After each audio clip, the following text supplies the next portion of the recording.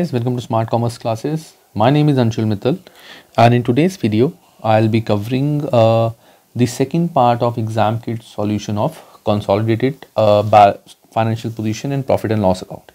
ठीक है, बहुत सारे बच्चे मुझे बोल रहे थे कि सर प्लीज़ इसकी ये कंप्लीट कर दो, सो आज मैं इसको फटाफट से कंप्लीट कर देता हूँ.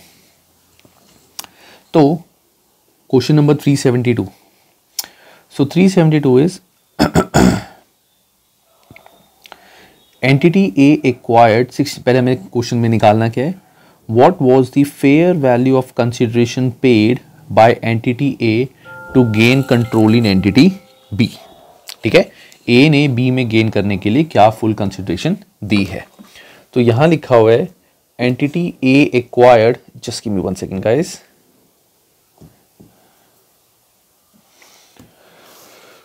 मैं कैलकुलेटर अपना रेडी कर रहा था. सो entity A acquired 60% of the issued shares of entity B by exchanging 3 shares in entity A for every 2 shares of entity B. मतलब entity B के 2 शेयर के लिए इसने अपने 3 शेयर दिए. उसके 2 शेयर लेने के लिए इसने अपने 3 शेयर दिए हैं. At that date, B has issued equity capital of 100,000 shares. 100,000 means 100,000, that means 1 lakh shares. At that date of acquisition, the fair value of equity entity A की इतनी है और B की fair value इतनी है. The nominal value of both shares were 1000 per share. अब हमें इसमें निकालना है total fair value of consideration. A ने total पैसे in form of shares B को कितने दिए. तो यहाँ लिखा हुआ है 60% एक्वायर किया है, तो 1 लाख का 60% है 60,000, मतलब उसके 60,000 शेयर्स लिए. अब 60,000 शेयर्स लेने के लिए उसने अपने कितने शेयर दिए होंगे. 2 शेयर लेने के लिए उसने 3 शेयर दिए, 2 लेने के लिए 3 दिए. तो 60,000 को देने के लिए into 3 divide by 2, that means 90,000 shares उसने अपने दिए होंगे. 60,000 शेयर्स लेने के लिए 2 शेयर लेने के लिए उसने 3 दिए हैं, यानी 1 शेयर लेने के लिए 1.5 दिया है. तो 60,000 लेने के लिए 90,000 दिए होंगे. तो 90,000 इंटू ए के शेयर की वैल्यू कितनी है, fair market value, that means 3.50. So 90,000 into 3.50, that means 315,000. This is the amount of consideration. A ने बी के शेयर्स लेने के लिए उसको टोटल इतना अमाउंट दिया है in form of shares. So that is, यहाँ पे नॉमिनल वैल्यू का हमें कुछ नहीं करना, हमें तो ये देखना है उसने अपनी मार्केट वैल्यू, इतनी मार्केट वैल्यू के शेयर्स दे दिए. So that means this was the amount payable. ठीक है, नेक्स्ट 373. यहाँ लिखा हुआ है what was the fair value of consideration paid by entity C to gain control in entity D. Entity C acquired 80% of issued equity shares of entity D by paying cash of 3 per share plus exchanging 3 shares of entity C for every 5 shares acquired in D. मतलब C ने D को एक तो 3 पर share cash दिया है और अपने 3 शेयर्स दिए हैं उसके 5 शेयर्स लेने के लिए. At that date, entity D has issued capital of 250,000 shares. 250,000, that means इतने उसके टोटल शेयर्स थे. ठीक है, आगे at the rate of acquisition fair value of equity in C was इतनी and fair value of D was इतनी. Nominal value same question जैसा हमने पहले करा है, सिर्फ इसमें कैश इन्वॉल्व हो गया. तो कंसिडरेशन निकाल लेते हैं. तो टोटल इसने कितने लिए 80%. तो 2,50,000 का 80%, this is 2 lakh. So 2 lakh shares लेने के लिए पहला, एक तो उसने 3 रुपीज का कैश दिया है, दैट मीन्स 6 लाख, पहली चीज. दूसरा, उसने 2 लाख इंटू, इसमें लिखा हुआ है उसने 5 शेयर लेने के लिए 3 शेयर दिए. तो 5 शेयर लेने के लिए 3 शेयर दिए हैं, तो जितने दिए हैं वो न्यूमरेटर में आ जाएंगे, जितने लिए हैं उससे वो डिनोमिनेटर में आ जाएंगे. सो टोटल शेयर उसने लिए हैं 3, टोटल शेयर उसने लिए 5 और दिए हैं 3. 5 लेने के लिए उसने 3 दिए, तो 2 लाख लेने के लिए उसने कितने दिए होंगे? सो 2 lakh into 3 divide by 5, that means 1,20,000। और इसकी जो फेयर मार्केट वैल्यू थी, सी ने अपने टोटल 1,20,000 शेयर्स दे दिए। 1,20,000 शेयर्स देने के लिए जो फेयर मार्केट वैल्यू थी सी की शेयर की, दैट वाज 3.50। तो into 3.50, so this will be 4,20,000। तो टोटल अमाउंट जो इसने पे किया है, इतना कैश, इतना इन फॉर्म ऑफ शेयर्स, तो 10,20,000, this will be your answer. ठीक है, समझ आएगा इस? आगे 374। अब 374 देखते हैं। What is the group sales revenue figure for the year ended this? हमें ग्रुप सेल्स निकालनी है।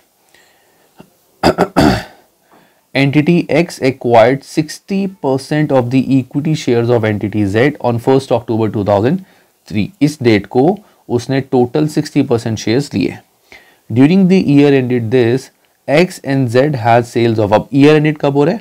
31 दिसंबर 2013। इस डेट को ईयर एंड हो रहा है और 1 अक्टूबर को एक्वायर किया है, दैट मीन्स 3 मंथ्स के लिए उसने एक्वायर किया for that year. X and Z has sales revenue of 2 million and 1.5 million respectively. Post acquisition period, X made sales to Z of 0.1 million. हमें X की सेल दी हुई है, Z की cell दी हुई है और इनकी इंटर सेल दी हुई है। तो यहां पे हम सबसे पहले क्या करेंगे? Excuse me guys. सबसे पहले हम क्या करेंगे?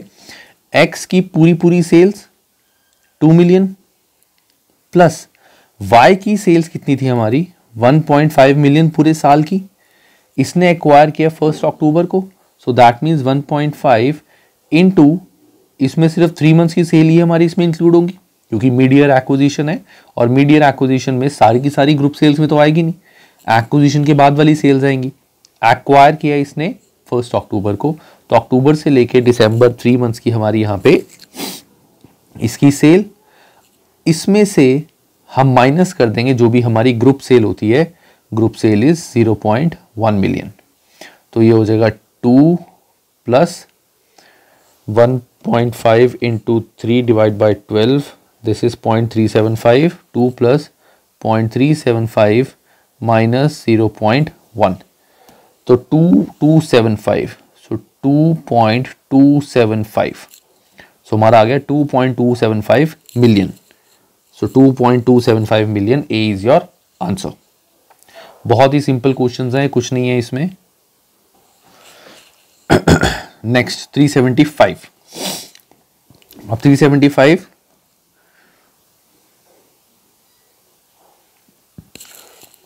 गाइस, ये भी काइंड ऑफ एग्जैक्टली सेम ही है, तुम ये कर सकते हो question, this you will do. ठीक है, बहुत सिंपल है, जैसे हमने ऊपर करा वैसा ही है। 376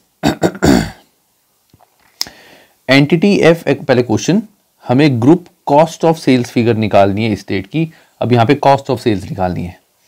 एंटिटी एफ एक्वायर्ड 80%, एफ ने 80% लिया जी का on 1 July 2006। The cost of sales for the year ended 31 March 17। अब 31 मार्च 17 जुलाई को करा है, तो जुलाई टू मार्च के बीच में होते हैं 9 months. Cost of sales of the year ended this for entity F and entity G वर, हमें एफ की और जी की टोटल कॉस्ट ऑफ सेल्स पता है। During the post acquisition period F made sales to G of 1.6 million, F ने G को sales करी थी इतने की post acquisition. The intergroup sale was made at a markup of 25%, 25% markup पे, 25% value was on markup. ठीक है, markup means on cost. तो ये हमें सेल वैल्यू पता है, ये मार्कअप वैल्यू पता है। अब point is how do we calculate group cost of sales? इसका फॉर्मूला क्या होगा? सबसे पहले cost of sales of holding company या parent company plus cost of sales of subsidiary into time till closing divide by 12। जिस दिन acquire किया है उससे लेके क्लोजिंग तक डिवाइड बाय 12, जो हम ऊपर पढ़ते हैं, जैसे यहाँ पे भी मैंने बताया था कि जिस डेट को एक्वायर किया है उस डेट से क्लोजिंग तक कितना टाइम हुआ है, जो यहाँ पे 9 मंथ्स हैं, ठीक है। माइनस हम करते हैं इसमें कॉस्ट ऑफ गुड्स सोल्ड या cost of sales inter sale, जो भी इनके बीच में इंटर सेल हुई है, उसकी कॉस्ट ऑफ सेल हम ग्रुप में से माइनस कर देंगे।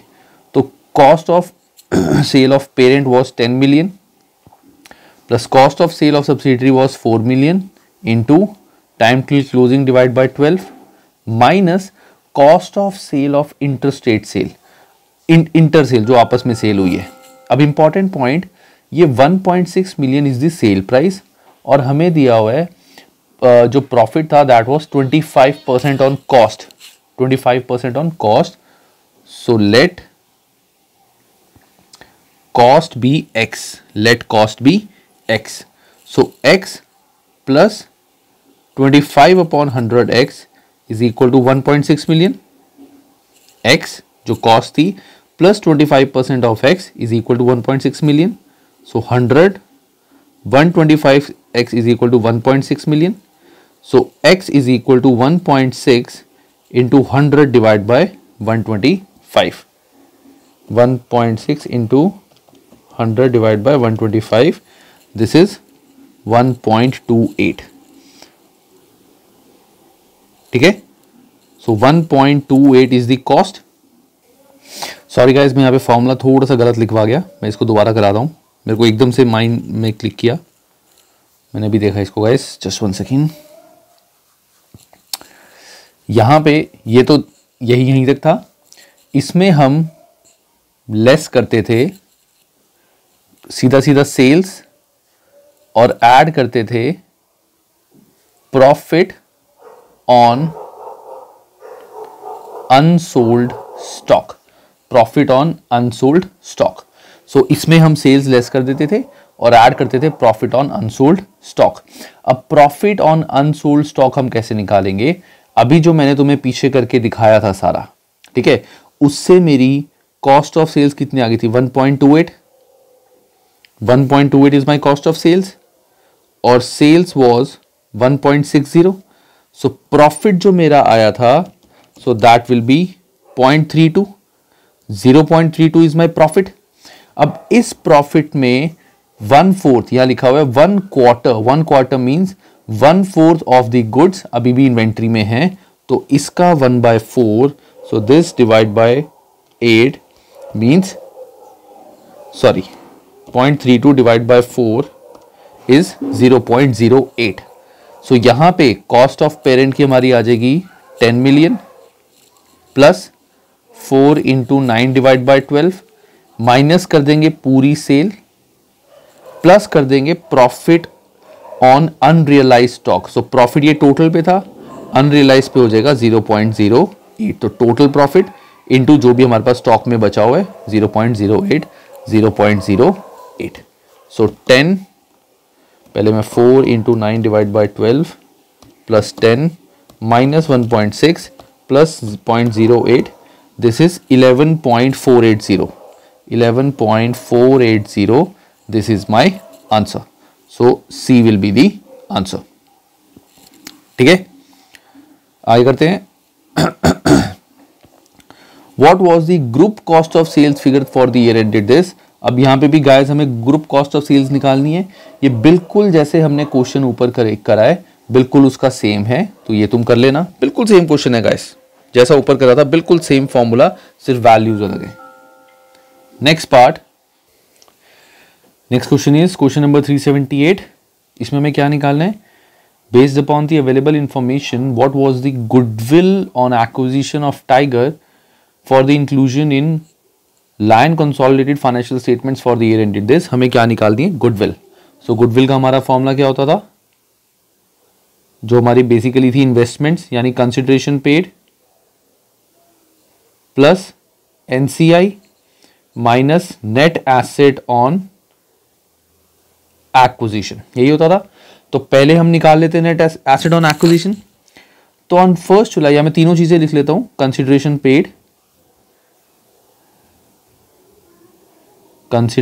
Paid plus NCI minus net acquisition on net asset on acquisition, sorry. On 1st July 2014 या 4, Lion paid 20 million to acquire 70% issued share capital of Tiger, तो उसने 20 million पे किए हैं। For the year ended this, Tiger has earned a profit after tax for this, इतना उसने profit earn किया है।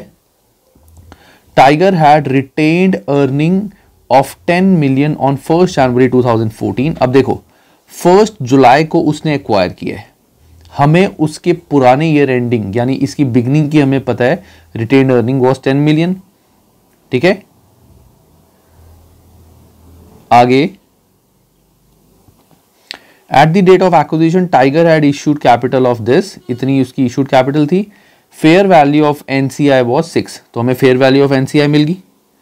अब निकालना है नेट एसेट ऑन एक्विजिशन।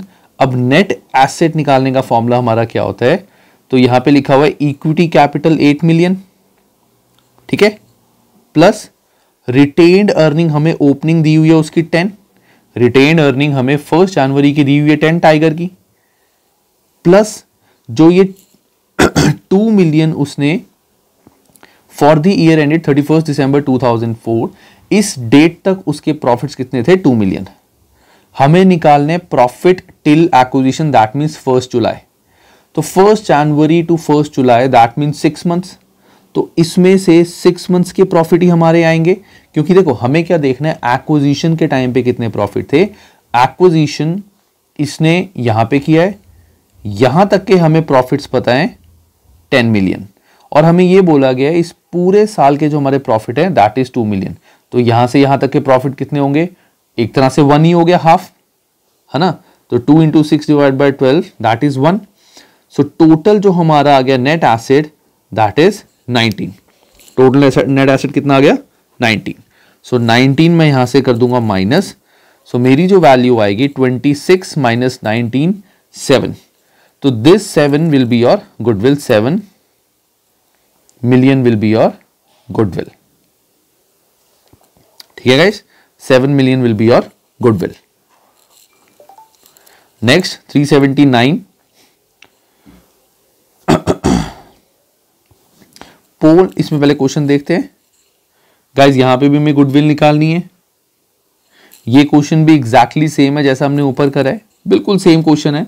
हमें इसमें कंसिडरेशन पेड भी कहीं दिया होगा, ये दिया हुआ है। रिटेन्ड अर्निंग हमें, ठीक है, रिटेन्ड अर्निंग हमें पूरी दी हुई है 1 जुलाई तक की। काउंटिंग ईयर कब खत्म हो रहा है, इस जून तक का। हाँ बिल्कुल सेम क्वेश्चन है, सिर्फ इसमें एक एडिशनल पॉइंट क्या आ गया, on March fair value of free hold land owned by rod was 1 million in excess. तो बस ये हमें मिल गया, ये था revaluation surplus, fair value adjustment basically. तो फेयर वैल्यू एडजस्टमेंट बस तुम्हारा एक नया पॉइंट आ गया।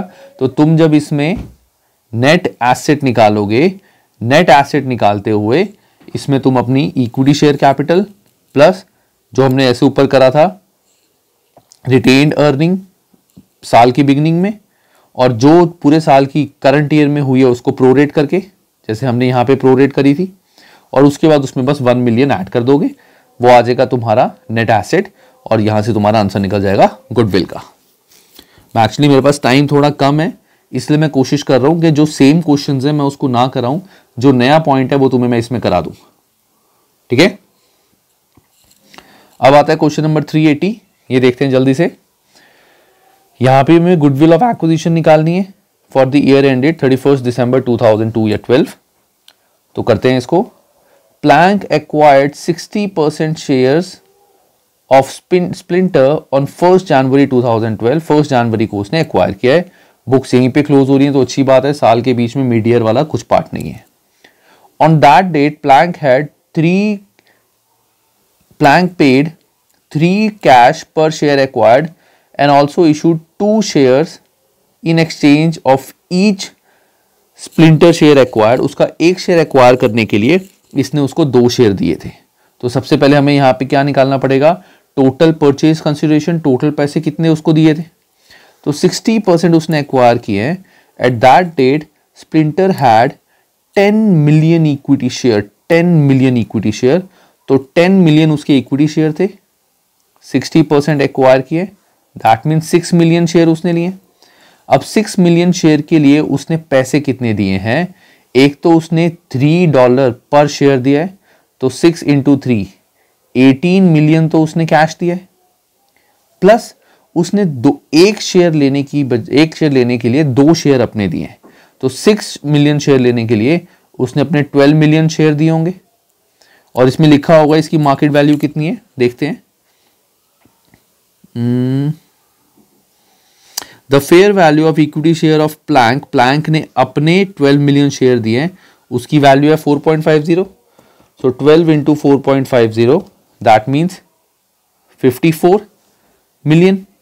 सो टोटल जो कंसिडरेशन इसने दी है 54 million plus 18 million that is 72, तो टोटल 72 उसने कैश पे करा है, माइनस इसमें हम क्या कर देंगे, सॉरी ऐड कर देंगे एनसीआई, क्या एनसीआई है इसमें, the fair value of NCI was 14 NCI, minus हम कर देंगे इसमें नेट एसेट। अब नेट एसेट कैसे निकालेंगे, हमें पता है, ध्यान से सुनना गाइस, ये थोड़ा इंपॉर्टेंट है।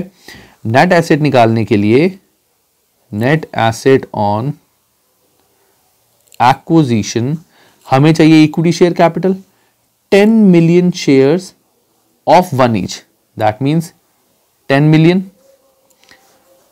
Plus share premium account 10 million, 10 million का शेयर प्रीमियम था, and had retain earning of 50 million, 50 million की रिटेन अर्निंग थी, तो रिटेन अर्निंग मिल गई, इक्विटी शेयर कैपिटल मिल गया, प्रीमियम मिल गया, so total is 70, so 72 plus 14 minus net asset on acquisition that is 70, so 16 will be the answer, so 16 millions will be your answer। ठीक है, समझ आएगा इस। सबसे पहले मैंने क्या किया, सबसे पहले मैंने दिखा दिया कि टोटल मैंने अमाउंट कितना उसको दिया है, ये दिया था कैश में, ये दिया था इन फॉर्म ऑफ शेयर्स, तो मैंने मार्केट वैल्यू से शेयर्स टोटल निकाल दिए, तो 72 मिलियन के मैंने उसको अपने शेयर्स दिए थे, टोटल अमाउंट इतना दिया था, टोटल अमाउंट सॉरी इतना दिया था, उसमें मैंने एनसीआई ऐड कर दिया और minus net asset, net assets मैंने फिगर यहीं से निकाल ली। ठीक है, चलो गाइस अब करते हैं आगे 381 गाइस, 381 एंड 382 ये एग्जैक्टली सेम है, इन दोनों में कोई फर्क नहीं है। ठीक है, तो ये तुम कर लेना दोनों, देयर इज नथिंग डिफरेंट, कुछ भी होगा तो मेरे को मैसेज कर देना, मैं तुम्हें बता दूंगा। दीज आर एग्जैक्टली सेम, जो क्वेश्चन हमने करा उसी टाइप के है। अब हम करते हैं 383। अब 383 में क्या लिखा है देखो, हमें निकालना है what was the NCI of group profit after tax during this, तो ग्रुप प्रॉफिट हमें निकालना है एनसीआई ऑफ ग्रुप प्रॉफिट। ठीक है, सो यहां पे on 1 July 2010 Hunton acquired 60% of equity share of Speak. For the year ended this, Hunton made a profit of this and Speak had a profit of this. During the post-acquisition period, Hunton sold goods to Speak which include profit of 20,000. At the year end, 1/4 of the goods sold by Hunton remain with the inventory of Speak. जो वो था goods से वो inventory में रखे हुए थे, हमें प्रॉफिट्स निकालना है, व्हाट वर दी प्रॉफिट्स। अब यहां पे जो हम प्रॉफिट्स निकालेंगे देखो, पहली बात हमें ये देखना है what was the NCI of interest of profit, कि एनसीआई क्या होगा। अब यहां पे हमें दिया हुआ है प्रॉफिट जो था स्पीक का दैट वाज 4 लाख, 60% एक्वायर किए, ठीक है, और एक्वायर्ड ऑन 1 जुलाई, 1 जुलाई को एक्वायर किया है, तो 1 जुलाई से पहले वाला जो पार्ट है या 1 जुलाई के जो बाद वाला पार्ट है, दिसंबर में हमारी बुक्स क्लोज हो रही है, तो जुलाई से दिसंबर कितने होते हैं 6 मंथ्स, सॉरी हमें एनसीआई निकालना है तो ये 40% होगा। हमारा प्रॉफिट होगा अगर हम इसको, अगर ये दिखाना चाहता है ह्यूटन, हुइटन, मैं why am calling it Hutton, Houghton अगर इसको अपने प्रॉफिट में दिखाना चाहता है तो इस प्रॉफिट में जो हॉटन का शेयर है दैट इज 60% वो दिखाएगा। बट हमें एनसीआई निकालना है कि जिसपे हॉटन का कंट्रोल नहीं है, सो दैट विल बी 40%। तो 4 लाख के profit after acquisition was 6/12, after acquisition ये वैल्यू थी। इस पे हॉटन का जो कंट्रोल नहीं है दैट विल बी 40%। एक चीज याद रखना कि जो ये गुड्स सोल्ड वाला पार्ट होता है या इन्वेंट्री वाला पार्ट होता है जो प्रॉफिट पे सेल परचेज होती है, वो ऑलरेडी हम sales and cost of sales में एडजस्ट कर देते हैं। Sales and cost of sales में इस पार्ट को एडजस्ट कर देते हैं, तो हमें इसका कुछ भी नहीं करना है यहाँ पे। यहाँ सिंपल हम आंसर निकालेंगे। सो 4 lakh into 6 divide by 12 into 40 divide by 100, this is 80,000। So 80,000 will be your answer. ये सिंपल जो 4 लाख स्पीक के प्रॉफिट से उस प्रॉफिट में till date of acquisition till closing इतने टोटल हमारे प्रॉफिट्स आ गए, इन दोनों को मिला के मल्टीप्लाई करके, एंड 40% उसका शेयर नहीं है, that means this is the NCI. Next करते हैं गाइस जल्दी से। 384 ये हमें क्वेश्चन दिया हुआ है, हमें goodwill on the date of acquisition निकालनी है। Honey company acquired 75% of B company for paying $2 for each ordinary share acquired. The fair value of NCI of this B's company financial statement. तो $1 का एक share था, इसके पास 1000 share थे, तो 1000 shares into 75%, that mean 750 share acquire किए। 750 share acquire किए, तो 750 शेयर्स एक्वायर करने के लिए उसने कितने पैसे दिए होंगे? 750 into 2 that is 15,000, oh 1500 sorry, 1500 उसने अमाउंट दिया होगा। So this is consideration paid plus NCI 300 minus net asset on date of acquisition. हमें डेट ऑफ एक्विजिशन के नेट एसेट निकालने हैं। हमें यह दिया हुआ है 1 अप्रैल को उसने एक्वायर किया था और बुक्स दी हुई है 30 सितंबर की, तो हमें 1 अप्रैल तक के प्रॉफिट निकालने पड़ेंगे। तो ऑर्डिनरी शेयर हमारे हैं, पहले मैं निकाल net asset, net asset share है 1000, profit after tax for the year was 250, profit accrued evenly through out the year, 250 का हमारा प्रॉफिट हुआ था। तो अप्रैल टू सितंबर के बीच में कितने हो गए? 6 मंथ्स। क्लोजिंग डेट पे अगर उसके प्रॉफिट इतने थे तो 6 महीने पहले यानी एक्विजिशन पे कितने होंगे? हमें बोला गया पूरे साल के प्रॉफिट 250 हैं, तो 6 महीने की कितने हो गए? 250 इंटू 6/12 दैट मीन्स 125। तो 125 प्रॉफिट हमारे हाफ ईयर के हो गए, हमें पूरे साल के प्रॉफिट 250 मिल गए। क्वेश्चन में बोला हुआ है कि प्रॉफिट नॉर्मली पूरे साल के इतने ही रहते हैं, हमें चाहिए profit on the date of acquisition, retained earning on the date of acquisition. ये दी हुई है हमें retained earning on reporting date, closing date. तो एक्विजिशन की निकालने के लिए इन 6 महीने का जो प्रॉफिट है वो हम इसमें से माइनस कर देंगे। 6 महीने का प्रॉफिट मैंने निकाल दिया, तो 710 minus 125, this will be 585, that means 585 was the retained earning at the time of acquisition. तो 1585 minus 1585, so मेरा 215 will be the answer, so D will be your answer. बहुत ही सिंपल क्वेश्चन था, देखने में बड़ा लग रहा था, सिर्फ अंडरस्टैंडिंग। रिटेन्ड अर्निंग हमें क्लोजिंग दी हुई है, हमें एक्विजिशन के टाइम पे निकालनी थी, तो दैट मीन्स जो 6 महीने के प्रॉफिट से वो माइनस करने पड़ेंगे। पूरे साल के प्रॉफिट हमें पता थे, तो इसको मैंने 6 महीने में बाइफरकेट कर दिया और यहां से माइनस कर दिया। As simple as that. Next अब हमें निकालना है consolidated revenue. Consolidated revenue of Panther group for this, तो कंसोलिडेटेड रेवेन्यू यहां पे 1 लाख, या चलो 1 लाख तो है ही है। अब इसमें प्लस क्या होगा? Panther acquired 80% equity shares of this on 1st August 2012. The statement of profit and loss of Panther हमें क्लोजिंग दी हुई है कि टोटल इतनी सेल हुई थी सील की।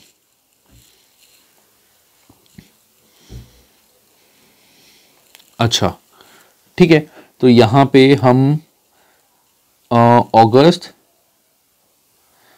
में एक्वायर किया ना, तो इसकी जो सेल हुई थी इसको सितंबर अक्टूबर नवंबर दिसंबर into 4 divide by 12, that means total सील की सेल में जो पैंथर अपनी बुक्स में दिखाएगा वो एक्विजिशन के बाद की दिखाएगा। एक्वायर किया 31 अगस्त को, तो सितंबर अक्टूबर नवंबर दिसंबर 4 महीने की सेल्स ये होगी, माइनस जो भी इंटर ग्रुप सेल थी 6000। इंटर ग्रुप सेल तो यहाँ से माइनस होती है, कॉस्ट में से भी ये 6000 माइनस होगी, प्लस इसमें प्रॉफिट 0 ऐड होगा क्योंकि कुछ भी हमारा इन्वेंट्री में नहीं बचा। हालांकि हमें कॉस्ट ऑफ सेल्स का कुछ करना नहीं है, कॉस्ट ऑफ सेल्स का भी करना होता तो सेम हम यही करते, वहां पे भी 6000 माइनस होता, प्लस हम करते प्रॉफिट ऑन अनरियलाइज्ड गुड्स। यहाँ पे कुछ अनरियलाइज है ही नहीं तो कुछ भी माइनस ना होता, बट यहाँ हमें कुछ करना नहीं है। सो हमारा आंसर आ जाएगा 62,000 इंटू 4 डिवाइड बाई 12, अरे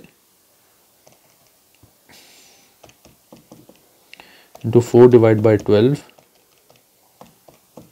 पॉइंट्स में आ रहा है इसका आंसर, प्लस 1 लाख माइनस 6000। सो मेरा आंसर आ रहेगा इज 114,666.67। मेरा आंसर तो पॉइंट्स में आ रहा है, आई थिंक यही आंसर होना चाहिए। बाद में चेक करूंगा मैं एंड में, अगर गलत हुआ तो तुम्हें बता दूंगा, बट मेरे अकॉर्डिंग तो आंसर ये होना चाहिए क्योंकि सिंपल है। अगस्त सितंबर अक्टूबर नवंबर दिसंबर 4 मंथ्स ही आएंगे, सेल पूरी माइनस, पता नहीं, चलो may be this could be the answer. अब हम करते हैं 386, निकालना क्या है, consolidated gross profit for the year ended this. यहाँ पे हमें ग्रॉस प्रॉफिट निकालना है, तो इसके प्रॉफिट तो इतने ही है।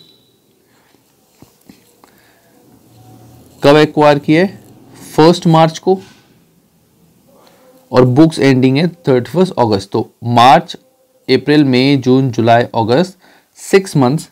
तो यहाँ पे इसके प्रॉफिट इंटू 6 डिवाइड बाई 12, बस और कुछ भी नहीं था। और इसका 70% भी करेंगे, नहीं एक सेकेंड, हाँ सिंपल, बस इसमें ग्रॉस प्रॉफिट ऐड कर देंगे। अब गाइस मैं तुम्हें एक चीज बताता हूं, देखो एक होते हैं हमारे group profit, that means consolidated gross profit, इसमें से हम माइनस करते हैं एनसीआई, तो ये जो प्रॉफिट हमारे बचते हैं ये बचते हैं पेरेंट के, कि ये पेरेंट के प्रॉफिट है, this is group profit. Group profit में से जो दूसरी एंटिटी वाला प्रॉफिट होता है, जो एनसीआई वाला होता है, वो माइनस करने के बाद हमारे पेरेंट के प्रॉफिट आते हैं। अब हमें कंसोलिडेटेड ग्रॉस प्रॉफिट निकालना है, मतलब दोनों के कंसोलिडेटेड, तो सिंपल ट्यूलिप के तो इतने प्रॉफिट थे, प्लस डेफोडिल के जो प्रॉफिट थे from acquisition till closing date, तो 6 मंथ्स के निकाल लेंगे। So that means 9200 into 6 divide by 12, 4600 plus 18300, this is 22900, ये आ जाएंगे हमारे ग्रुप प्रॉफिट। अब तुम बोलोगे कि सर इसमें हमने इसको 70% से क्यों नहीं मल्टीप्लाई किया, रीजन बीइंग हमें अभी ग्रुप प्रॉफिट निकालने हैं।